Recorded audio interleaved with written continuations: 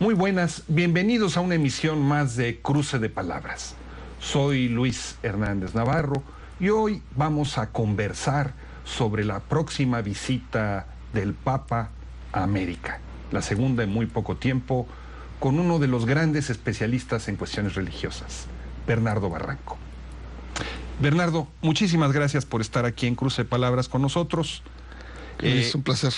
Una vez más, en Telesur ya te has convertido en un comentarista regular de esta cadena de televisión. No, un honor para mí, por supuesto. Bernardo, el Papa viene nuevamente a América Latina, después de una gira que tú cubriste muy extensamente, muy detalladamente. Viene a Estados Unidos, viene a Cuba, pero no viene a México. El segundo país en América con población católica creyente. ¿Por qué no viene a México el Papa? Y además ha sido invitado 3 veces por el presidente Peña. Yo lo que creo es, no quiere que su imagen sea utilizada políticamente, ¿no? Es decir, que no legitime, como lo hizo Salinas con la visita de Juan Pablo II en 1990. Creo que es muy atento, porque tampoco ha ido a Argentina, su país natal, porque sabe muy bien las fuerzas que se mueven. Y otro aspecto que ha corrido es el tema de Ayotzinapa. ¿Pero por qué Ayotzinapa? Ayotzinapa porque cuando se entera, 2 veces el Papa habla sobre el tema de los estudiantes desaparecidos. Y provoca un enorme cataclismo. Incomoda muchísimo a la clase política, y cuando se da la oportunidad de ir a Estados Unidos, frontera con México, le dicen por qué no pasa por México. Y al parecer él había aceptado siempre y cuando una de sus paradas fuera precisamente en Ayotzinapa, con los padres, con la comunidad. Pareciera ser que el gobierno planteó reservas por la situación delicada, etcétera, etcétera, y dijo, bueno, entonces será en otra ocasión. Eso es uno. Otro aspecto son las agendas. La Iglesia Católica Mexicana anda en otra agenda, anda con la preocupación del aborto. ¿En cuál agenda? La agenda moral, la agenda de las parejas gay, y que está en tribunales hace unas semanas, ¿no? Es decir, anda todavía con la vieja agenda de Benedicto XVI, esta agenda moral, ¿no? Mientras que Francisco anda en una agenda absolutamente social.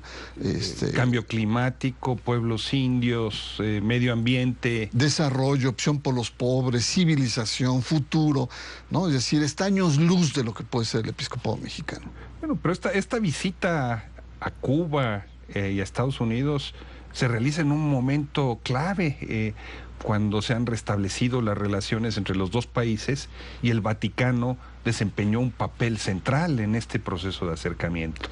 Sí, lo que creo es que precisamente es como el coronar esta labor de mediación que de manera secreta durante más de un año hizo el Vaticano junto con Canadá, de acercar los vínculos entre Cuba.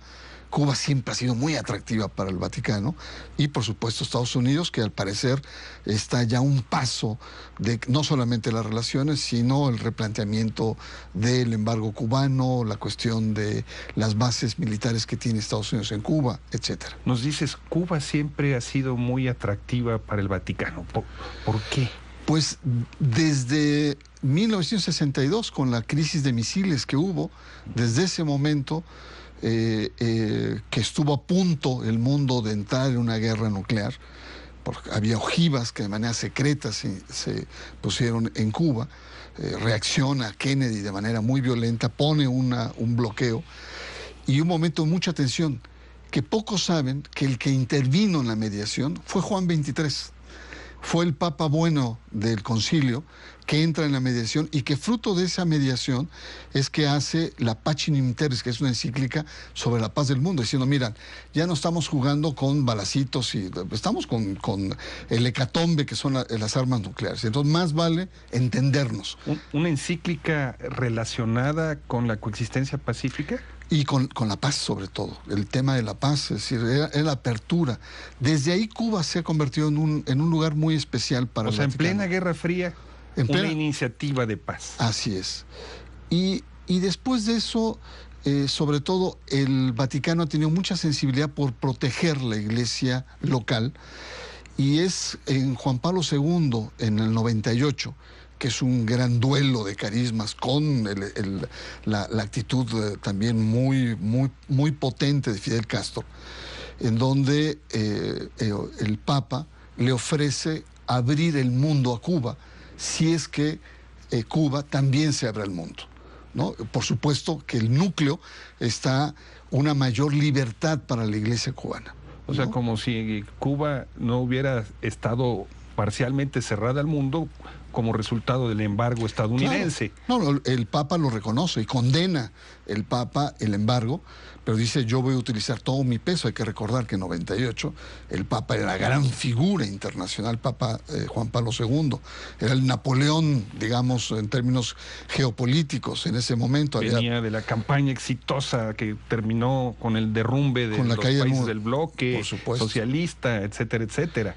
Hizo algo, pero no fue suficiente. Después, en el 2012, la visita de Benedicto XVI y ahora Francisco. Es decir, ningún país de América Latina ha tenido la presencia, ya estamos hablando de 3 papas, visita física, e interés de 4 papas de manera concreta, si sumamos a Juan XXIII en el conflicto de los misiles. Es decir, Cuba, y es paradójico, porque los católicos en Cuba no son arribita del 6% de una población de 12 millones, estamos hablando de un poquito más de medio millón. Sin embargo, en la cultura, el peso de la Iglesia Católica es muy grande. Pero entonces lo que nos dices, Bernardo, es que esa presencia vaticana tiene que ver más con consideraciones de carácter geopolítico que estrictamente religiosas. No, por supuesto, es decir, toda la iniciativa internacional que tiene la Iglesia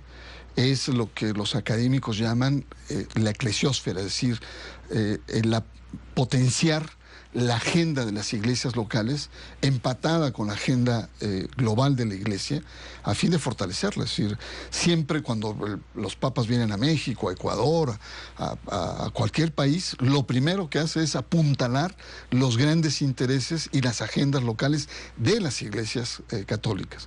En este caso, yo creo que el Papa ha dado un gran giro en la geopolítica.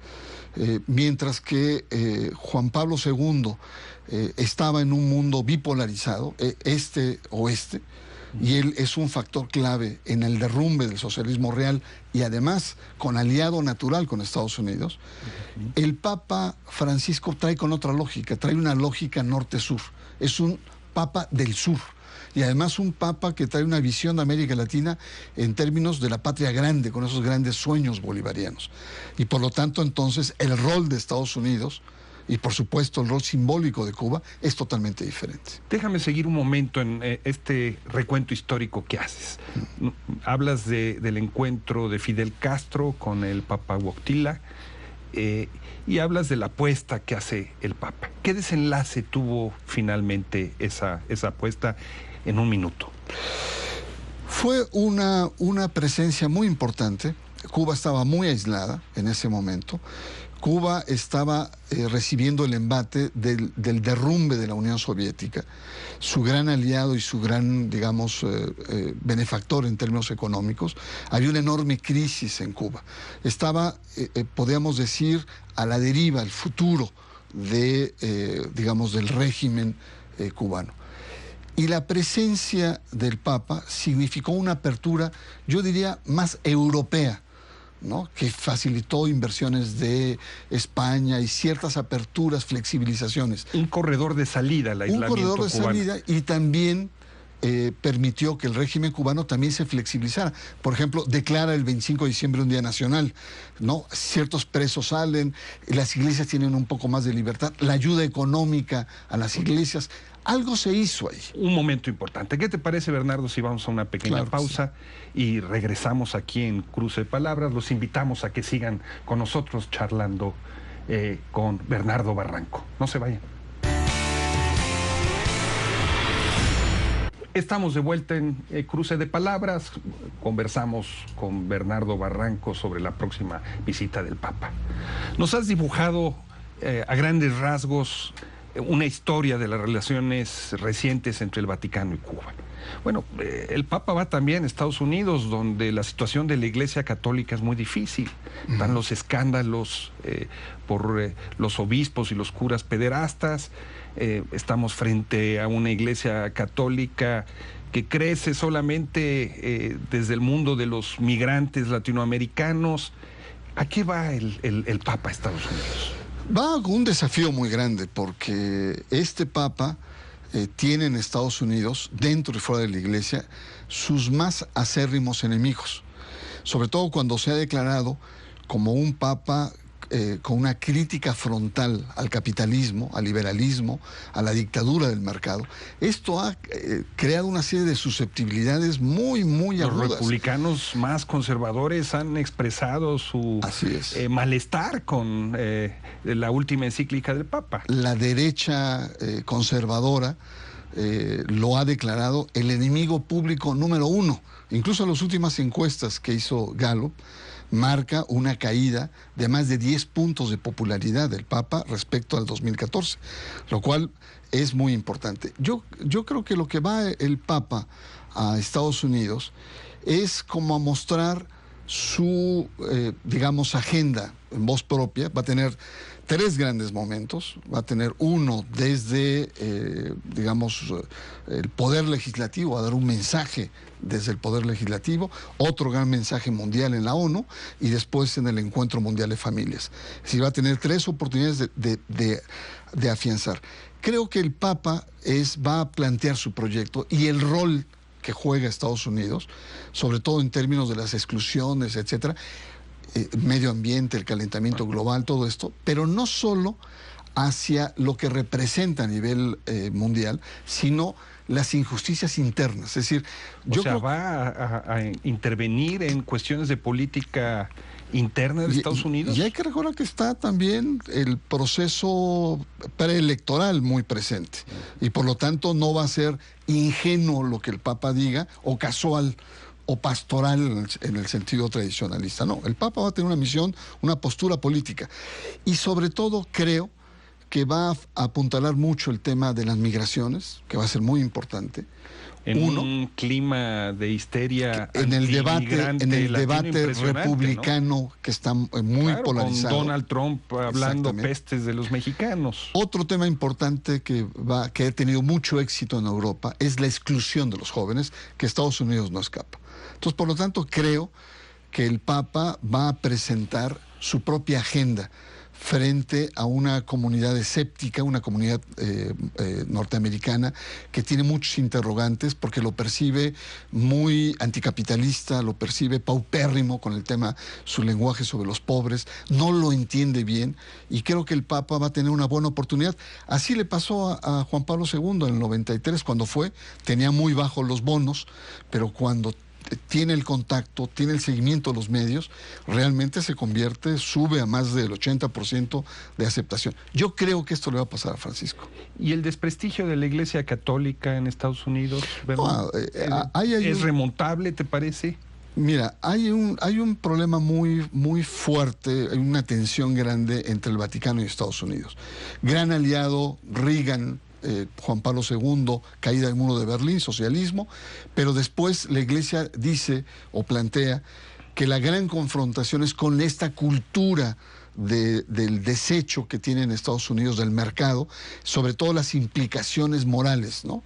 El aborto, el feminismo, la homosexualidad, la sexualidad, y el epicentro está justamente en Estados Unidos.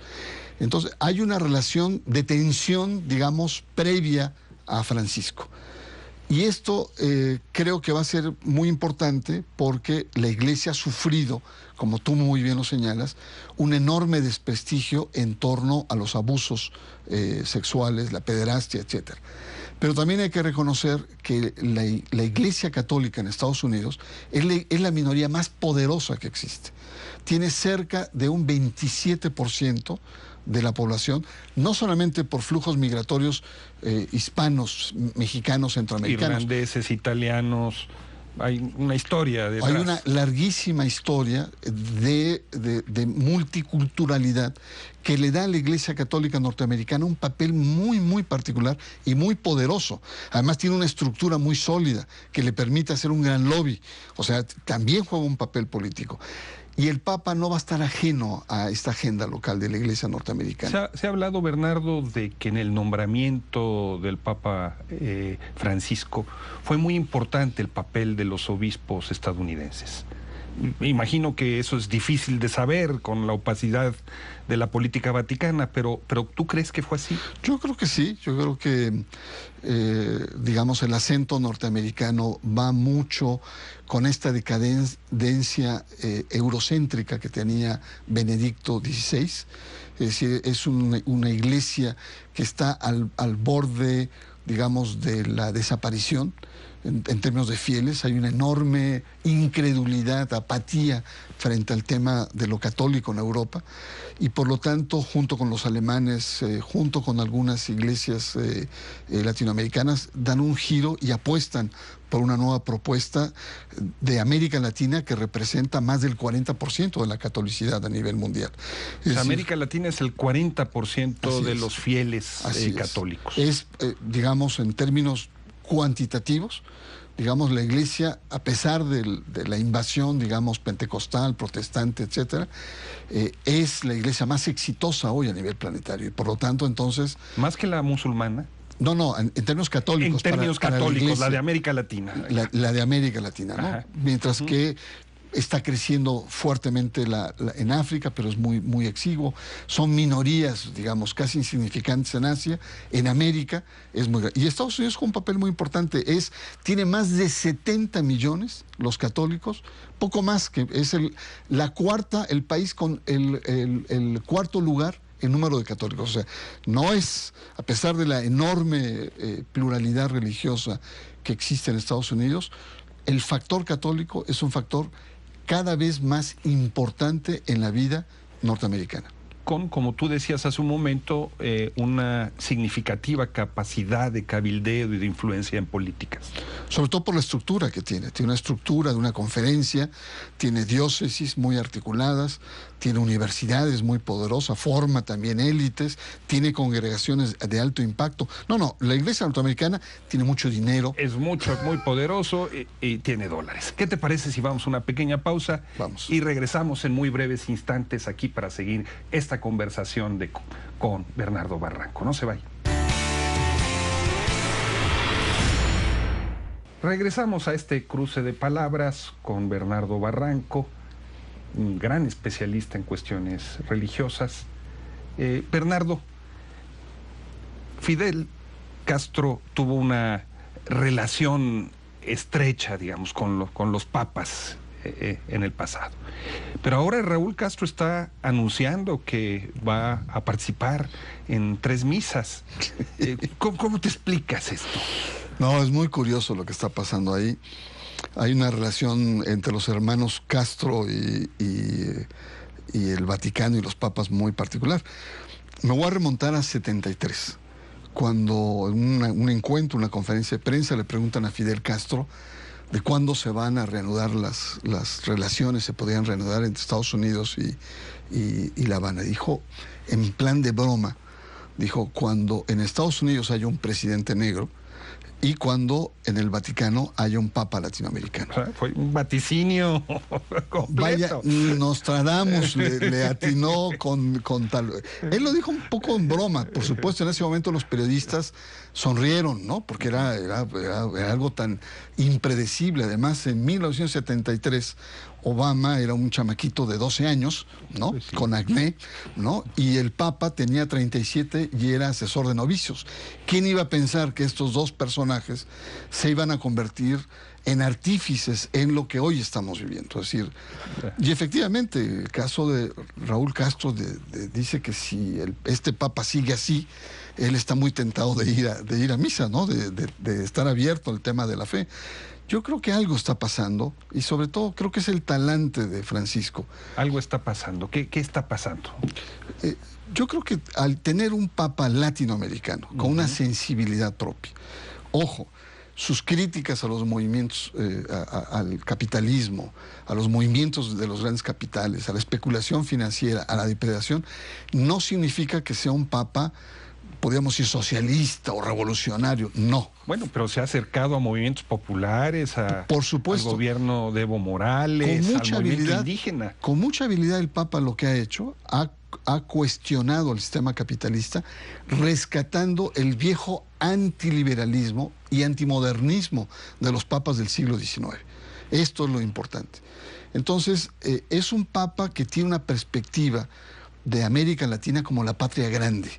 Es decir, se remonta a las raíces de Córdoba en el 18, de este movimiento cultural de ingenieros, de este modernismo latinoamericano que reivindica frente al iberoamericanismo, al panamericanismo, una latinoamericanidad.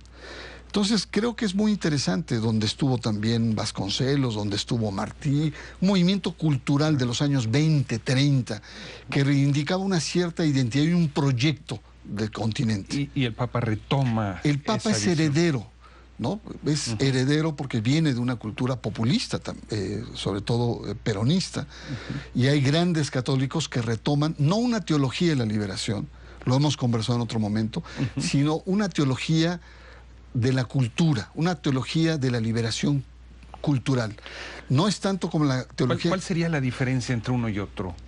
Una sería que la teología de la liberación, más Boff, Gutiérrez, tendría más ciertos paradigmas, digamos, socialistas. Por ejemplo, el tema de clase social. La clase social era muy importante. Y para esta teología es el pueblo, ¿no? El pueblo en general, es la cultura popular, es la identidad popular. Sin embargo, el tema de norte-sur está muy presente, el tema del imperialismo, ese viejo lenguaje está presente, es decir, esta sensibilidad de región, de un destino propio, también está presente, y eso pues, nos llega desde a los ciudadanos comunes, los intelectuales, hasta los importantes mandatarios, como el caso de Raúl. Y en tu perspectiva, ¿la actitud de Raúl Castro es una actitud de pragmatismo político? ¿Hay una visión estratégica? ¿O qué elementos están siendo considerados para este acercamiento? Porque lo que hay es un acercamiento, ¿no? No, yo creo que el desbloqueo dentro de una... es algo que está muy acariciado en la isla desde hace mucho tiempo como un freno, un dique, un impedimento de un desarrollo mucho más amplio. Imposible pensar en una especie de mini China o pensar en una especie de una volcadura cubana hacia el capitalismo. Yo creo que va a ser intermedio, pero tampoco está el espectro de que Cuba se convierta en Honduras o se conviertan en los niveles, digamos, de tensiones y de diferencias que pueden tener países como Guatemala o en Centroamérica. Creo que la gran apuesta es en seguir manteniendo una identidad, pero con una perspectiva mucho más global, pragmática en ese sentido, con sus costos también, es decir, con una mayor flexibilidad y rejuego interno que los actores, tanto el Vaticano, Comunidad Europea, como Estados Unidos, le plantean a la isla, ¿no? O sea, este encuentro con el Vaticano es una forma de romper el bloqueo, de darle vuelta al bloqueo. De hecho, lo fue desde esa famosa visita del 98, en donde el bloqueo es profundamente cuestionado por el Papa, y además exige a la comunidad internacional una apertura, y en este caso el Papa logra incidir, sobre todo en España, que es la que incide en capitales, en la isla, y que ahora, con este nuevo paso que el Vaticano da, pues se permite, digamos, una liberación y una plena. Uno lo ve en los vuelos, en los planes de negocios. En México ya hay una cámara que está pensando qué negocios va a tener, etcétera. Creo que va a representar de manera paulatina, pero no tan en el corto plazo, reconversiones importantes en la isla. Tú nos decías, el Papa va a llegar a Estados Unidos y va a intervenir en la agenda política interna. Y también en Cuba, ¿eh? ¿En qué terreno? En el terreno que te había comentado hace un momento, en el terreno de la eclesiósfera, ¿no? Es decir, ¿en qué le beneficia el peso, digamos, simbólico que llega de un papa con todo un prestigio, para incidir a que se fortalezca la iglesia local. Yo creo que el Papa, además de los jóvenes, de los inmigrantes, etcétera, es reconstruir la imagen de la iglesia tan deteriorada sobre los escándalos de pederastia, y darle este rostro que el Papa además es muy bueno para hacerlo, humano, pastoral, bonachón, es decir, es el rol del abuelo bonachón, ¿no? Buena gente, sincero, ¿no? Que se abre a la problemática de los fieles comunes. Tú nos explicabas hace un momento, Bernardo, cómo este viaje está enmarcado en una estrategia norte-sur. ¿Qué seguiría desde tu punto de vista como es la siguiente movida del Papa? Yo lo que creo es que el Papa quiere sensibilizar a Estados Unidos sobre el rol que está jugando en esta perspectiva.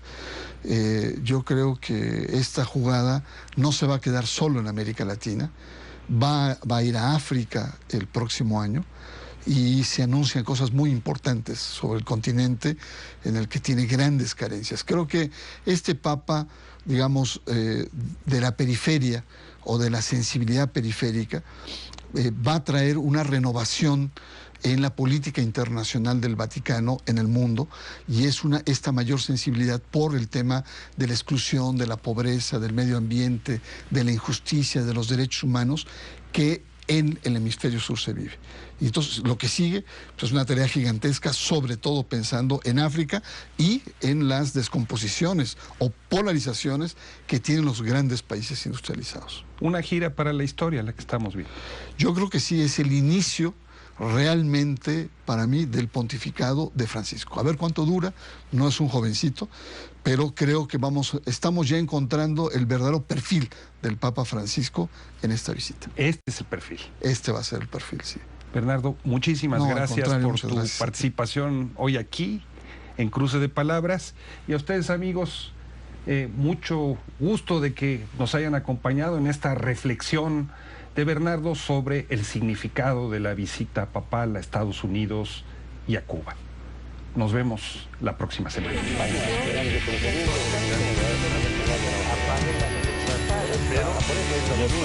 Bye.